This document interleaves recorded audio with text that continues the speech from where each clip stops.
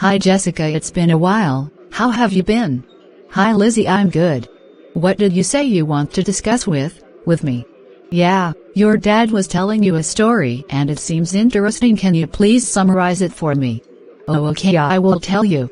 Once upon a time in a quiet suburban neighborhood, there lived a man named Daniel. To the outside world, Daniel appeared to be the embodiment of kindness and generosity. He was always ready with a smile, quick to lend a helping hand to friends, neighbors, and even strangers. His reputation for goodwill had earned him the nickname Neighborly Dan in the community. However, behind closed doors, a different side of Daniel emerged.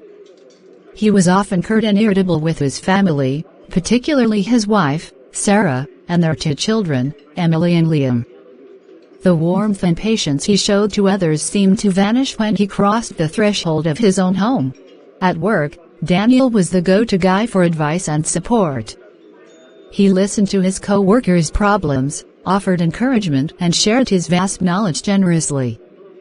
His boss admired him for his team spirit and awarded him for his dedication.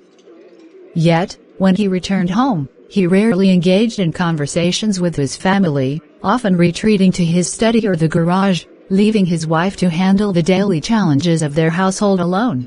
Emily, his teenage daughter, yearned for her father's approval and affection. She excelled in school, won awards in extracurricular activities, and did her best to gain his attention.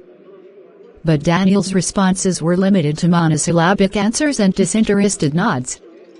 This lack of acknowledgement left Emily feeling invisible and unloved. Thus Daniel has only one daughter. No.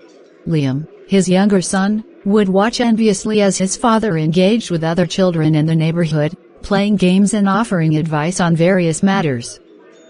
But when Liam asked Daniel to play catch or help him with his schoolwork, he was met with excuses or outright refusal. This rejection hurt Liam deeply, and he began to resent his father. Sarah, Daniel's wife, had endured this behavior for years.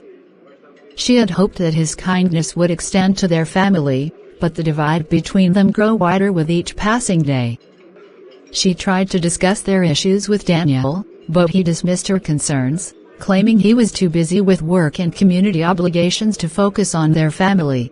As the years went by, Neighborly Dan's reputation for kindness continued to thrive, but his family life deteriorated.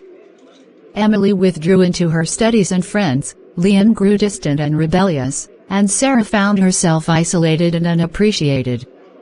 The contrast between Daniel's public and private personas had created a rift that seemed impossible to bridge. One day, as Daniel returned home from another community event, he noticed the strained expressions on his family faces. Emily was on the verge of tears, Liam avoided eye contact, and Sarah looked exhausted. It was a wake-up call that finally jolted into realizing the damage his behavior had caused. Daniel decided to change. He began by apologizing to his family for neglecting them and for taking their love for granted. He acknowledged his shortcomings and made a conscious effort to be present in their lives. Slowly but surely, he rebuilt the trust he had eroded over the years. It wasn't easy, and the wounds took time to heal, but Neighborly Dan learned that true kindness began at home. He discovered that the love and support of his family were more valuable than any external praises. Over time, his family forgave him, and they began to rebuild their relationships based on mutual respect and genuine affection. The transformation of Neighborly Dan taught everyone in the family a powerful lesson: kindness should be a reflection of one's character in all aspects of life, especially within the walls of their own home. From that day forward, Neighborly Dan became not only a kind neighbor, but a loving and caring father and husband, proving that change is possible when the heart is willing to mend what it has broken. Wow, nice story, thanks so much. Next time Dad wants to tell us a story, I will make sure to call you so that you can join us. And I will really appreciate that.